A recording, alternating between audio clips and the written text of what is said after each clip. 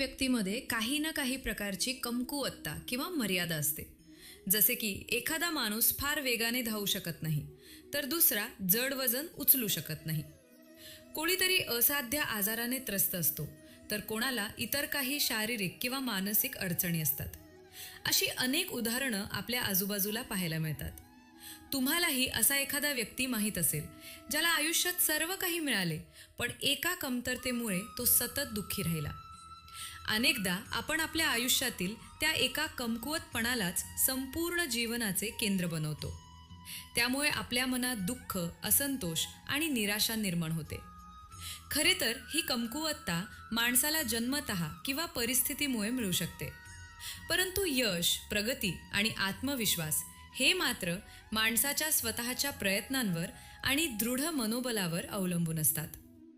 माणूस अनेकदा स्वतःच आपल्या मर्यादा निर्माण करून घेतो. परंतु काही व्यक्ती अशाही असतात, ज्या आपल्या पुरुषार्थ आणि कर्माच्या बळावर त्या दुर्बलतेवर विजय मिळवतात. कधी तुम्ही विचार केला आहे का, अशा व्यक्तींमध्ये आणि इतर लोकांमध्ये नेमका काय फरक असतो? खरे तर उत्तर सोपे आहे. जो माणूस परिस्थितीसमोर पराभूत होत नाही, जो पुरुषार्थ करण्याची ताकद ठेवतो, तो आपल्या हृदयातील दुर्बलतेवर मात करतो. म्हणजेच तो आपल्या मर्यादांनाही मागे टाकतो. खरं तर मर्यादा या माणसाचे मनच निर्माण करत असते. स्वतः विचार करा. भविष्याचे दुसरे नाव. इच्छा पूर्ण होत नाही तेव्हा मन भविष्याच्या योजना आखू लागते. भविष्यात आपली इच्छा पूर्ण होईल अशी कल्पना करत राहते. एक सत्य मनात कोरून ठेवा. आपण भविष्य पाहू शकत नाही, तसेच भविष्य घडवूही शकत नाही. आपण फक्त धैर्य आणि साहसाच्या बळावर आपण भविष्याला आलिंगन देऊ शकतो, त्याचे स्वागत करू शकतो. भविष्याची चिंता सोडा आणि जीवनातील प्रत्येक क्षण मनापासून जगा. आता स्वतः विचार करा. ज्ञानप्राप्ती नेहमीच समर्पणातून होते, हे आपण सर्वजण जाणतो. परंतु समर्पणाचे खरे महत्त्व काय आहे, याचा आपण कधी विचार केला आहे का? मनुष्याचे मन ज्ञानप्राप्तीच्या मार्गात नेहमीच विविध अडथळे निर्माण करत असते. कधी इतर विद्यार्थ्यांविषयी मत्सर निर्माण होतो, कधी शिकवलेल्या धड्यांविषयी मनात शंका निर्माण होते, तर कधी गुरूंनी दिलेल्या शिक्षेमुळे मनाला अहंकाराने भरून टाकते. असे नसते की मनात कसे कसे विचार येत नाहीत. असे अनेक विचार मनाला भरकटवत राहतात आणि मनाच्या अयोग्य अवस्थेमुळे आपण ज्ञान प्राप्त करू शकत नाही. मनाची योग्य अवस्था केवळ समर्पणातूनच निर्माण होते. समर्पण मनुष्याच्या अहंकाराचा नाश करते. मत्सर, महत्वाकांक्षा आणि अशा इतर भावनांना दूर करते. राग शांत करते आणि मन एकाग्र बनवते. खरे तर ईश्वराच्या सृष्टीत ना ज्ञानाला मर्यादा आहे, ना ज्ञानी व्यक्तींना. गुरु दत्तात्रेयांनी तर पृथ्वी, गाय आणि श्वान यांच्याकडूनही ज्ञान प्राप्त केले होते. मग ते ज्ञान ब्रह्मज्ञानाचे असो किंवा जीवनाचे. ज्ञान कोणतेही असो, त्या ज्ञानप्राप्तीसाठी गुरुपेक्षा त्या गुरुप्रती असलेले आपले समर्पण अधिक महत्त्वाचे असते. हे सत्य नाही का? आता स्वतः विचार करा.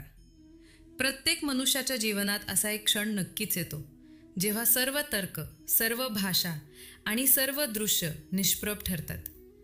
जीवनातील सर्व योजना विस्कळीत होतात आणि मनुष्य असहाय्य होतो. अशा वेळी एका बाजूला उपजीविकेचे संकट असते, तर दुसऱ्या बाजूला धर्माचा त्याग करून सुख मिळवण्याचे विचार मनात येतात. कधी आपल्या एखाद्या जवळच्या व्यक्तीविरुद्ध सत्य बोलण्याची वेळ येते. कधी अत्यंत दारिद्र्याच्या काळात सहज चोरी करण्याचा मार्ग समोर येतो. कधी एखादा शक्तिशाली राजकारणी, राजा किंवा उच्च पदावरील अधिकाऱ्याचा दबाव समोर येतो. प्रत्येकाच्या जीवनात अशा घटना घडतच असतात. परंतु बहुतेक लोक अशा प्रसंगांना संकट म्हणूनही ओळखू शकत नाहीत. अशा प्रकारच्या परीक्षेचा अनुभवही त्यांना होत नाही. त्यामुळे ते दुःखाच्या दिशेने ओढले जातात, जसे माशी गुळाकडे ओढली जाते. खरे तर प्रत्येक संघर्ष हा मनुष्याला ईश्वराच्या अधिक जवळ जाण्याचा मार्ग असतो. जर आपण संघर्षांच्या काळातही आपल्या धर्मावर ठाम राहिलो, तर जगातील कोणतीही शक्ती आपल्याला आपल्या ध्येयापासून दूर करू शकत नाही. वारा तर वाहतच असतो, पण युद्ध करणारे पान असते. जर झाडावरून गळून पडलेले पान पुन्हा आकाशाकडे परत जाऊ शकत नाही. वाऱ्यापासून तुटलेले पान शेवटी जमिनीवरच येऊन पडते. म्हणजेच धर्मसंकटाच्या वेळी जर आपण संकटालाच शरण गेलो तर जीवन कोसळते, परंतु शरीर तुटत नाही. आत्मा मात्र दरिद्री होऊन जातो. हेच सर्वात मोठे दुःख नाही का? आता स्वतः विचार करा. जेव्हा दोन व्यक्ती एकमेकांच्या जवळ येतात तेव्हा त्या एकमेकांसाठी काही सीमा आणि मर्यादा निश्चित करण्याचा प्रयत्न करतात. आपण आपल्या नातेसंबंधांचा विचार केला तर दिसून येते की या सर्व नात्यांचा आधार आपण इतरांसाठी निर्माण केलेल्या मर्यादांवरच असतो. आणि जर नकळतही जर एखादी दुसरी व्यक्ती त्या मर्यादा किंवा सीमा ओलांडते तर त्याच क्षणी आपले हृदय रागाने भरून जाते. या मर्यादांचे खरे स्वरूप काय आहे याचा आपण कधी विचार केला आहे का? आपण आपल्या मनाच्या आधारे दुसऱ्या व्यक्तीला स्वतःचे निर्णय घेण्याची मोकळीक देत नाही. आपण आपलेच निर्णय त्याच्यावर लादतो. म्हणजेच आपण त्याच्या स्वातंत्र्याचा स्वीकार करत नाही. आणि जेव्हा एखाद्याचे स्वातंत्र्य हिरावले जाते तेव्हा त्याचे मन दुःखाने भरून जाते. मग तो त्या मर्यादा मोडतो आणि त्यानंतर आपल्याला राग येतो. असेच होत नाही का? जर आपण दुसऱ्याच्या स्वातंत्र्याचा आदर केला तर अशा मर्यादा किंवा सीमांची गरजच उरत नाही. म्हणजेच ज्या प्रकारे स्वीकार हा कोणत्याही नात्याचा पाया असतो त्याचप्रमाणे स्वातंत्र्य हे प्रत्येक नात्याचा आत्मा असते. आता स्वतः विचार करा. तुमच्या जीवनात असा प्रसंग नक्कीच आला असेल जेव्हा सत्य बोलण्याची वेळ आली होती पण तरीही तुम्हाला सत्य बोलता आले नाही आणि एखादी भीती मनाला वेढून बसली. एखाद्या घटना किंवा प्रसंगाविषयी बोलणे किंवा आपल्याकडून एखादी चूक झाली असेल तर त्याविषयी सांगणे हे इतके कठीण आहे का? खरे तर हे फक्त एक तथ्य असते. म्हणजे जे जसे घडले ते तसेच सांगणे ही अगदी साधी गोष्ट आहे. पण कधीकधी हे साधे सत्य बोलतानाही भीती वाटते. कदाचित दुसऱ्याच्या भावनांचा विचार मनात येतो. दुसऱ्याला दुःख होईल ही भीती देखील आपल्या शब्दांना थांबवते. मग हे सत्य नेमके काय आहे याचा आपण कधी विचार केला आहे का? जो मनुष्य भीती असूनही सत्य बोलतो त्यालाच सत्यवादी म्हणतात. खरे तर सत्य म्हणजे दुसरे काही नसून निर्भयतेचेच दुसरे नाव आहे. निर्भय होण्यासाठी कोणत्याही विशिष्ट वेळेची आवश्यकता नसते, कारण निर्भयता हा आत्म्याचा स्वभाव असतो. म्हणून प्रत्येक क्षणी सत्य बोलणे हेच खरे धैर्य आहे. आता स्वतः विचार करा. श्रेष्ठतेचा अर्थ काय आहे? श्रेष्ठता म्हणजे इतरांपेक्षा अधिक ज्ञान प्राप्त करणे. म्हणजेच मूल्य या गोष्टीचे नसते की आपण स्वतः किती ज्ञान प्राप्त केले. मूल्य या गोष्टीचे असते की आपण प्राप्त केलेले ज्ञान इतरांपेक्षा किती अधिक आहे. अशा प्रकारे श्रेष्ठ होण्याची इच्छा ज्ञानप्राप्तीलाही एक स्पर्धा बनवते. पण या स्पर्धेत अंतिम विजय कधी मिळतो का? काही काळासाठी एखादा श्रेष्ठ ठरू शकतो, परंतु कायमचा कोणीही श्रेष्ठ राहू शकत नाही. आणि पुन्हा असंतोष, दुःख आणि संघर्ष यांचा जन्म होतो. परंतु श्रेष्ठ बनण्याऐवजी जर आपण उत्तम बनण्याचा प्रयत्न केला तर काय होईल? उत्तम म्हणजे जेवढे प्राप्त करण्यास योग्य आहे ते सर्व प्राप्त करणे.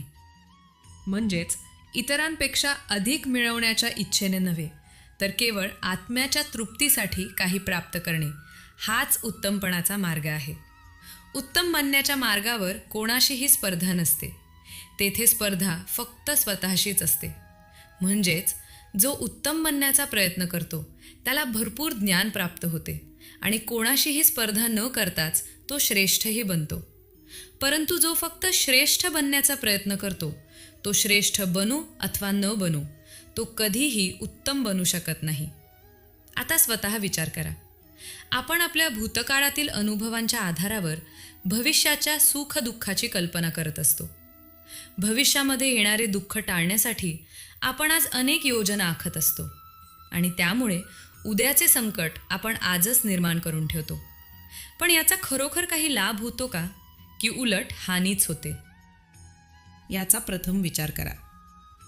सत्य हे आहे की संकट आणि त्याचे निराकरण हे नेहमीच एकत्र जन्म घेतात. हे केवळ एका व्यक्तीसाठीच नव्हे तर संपूर्ण सृष्टीसाठीही सत्य आहे. आपल्या भूतकाळाचा विचार करा, इतिहासाकडे पहा. तुम्हाला लगेच जाणवेल की जेव्हा जेव्हा संकट आले तेव्हा ते दूर करणारी शक्तीही जन्माला आली. हाच तर जगाचा नियम आहे. म्हणूनच संघर्ष हेच संकटाचे खरे उत्तर आहे. प्रत्येक व्यक्ती जेव्हा एखाद्या संकटातून बाहेर पडतो तेव्हा तो पूर्वीपेक्षा एक पाऊल पुढे गेलेला असतो, अधिक समजूतदार झालेला असतो आणि अधिक आत्मविश्वासाने भरलेला असतो. इतकेच नव्हे, केवळ स्वतःसाठीच नव्हे तर संपूर्ण जगासाठीही हेच सत्य आहे. खरे तर संकटाचा जन्म म्हणजे एक संधी असते, स्वतःला बदलण्याची, आपल्या विचारांना अधिक उंची देण्याची, आपल्या आत्म्याला अधिक बलवान आणि ज्ञानाने समृद्ध बनवण्याची. जो मनुष्य या संधीचा योग्य उपयोग करतो त्याच्यासाठी कोणतेही संकट राहत नाही. परंतु जो हे करू शकत नाही त्याने स्वतःचेच आत्मपरीक्षण करावे.